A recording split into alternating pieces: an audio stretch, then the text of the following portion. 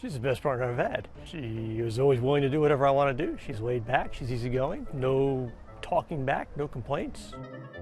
She's invaluable. She can do what no one else can. She's got a niche that she's very good at, and no one else can replace her.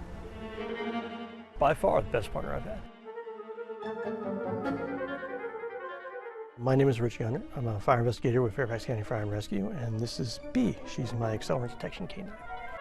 Bee works within the fire investigation unit. She senses, detects ignitable liquids within a fire scene. So her job is to help us prove or disprove that there was an ignitable liquid used with this fire.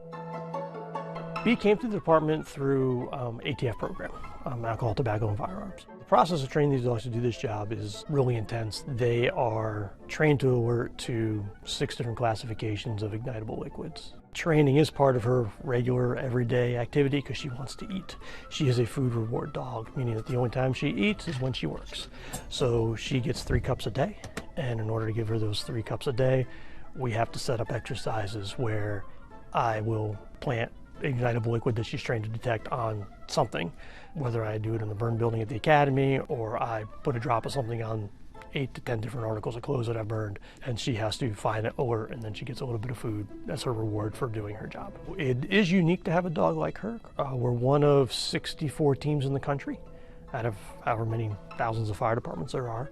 It saves our fire investigations unit a lot of time. If we have a house fire and there's not much left of the house, if we believe, suspect, think, or even want to rule out that the fire was incendiary, the only way to do that is to take fire debris samples. If we don't know where to take the samples from, it's a needle in the haystack.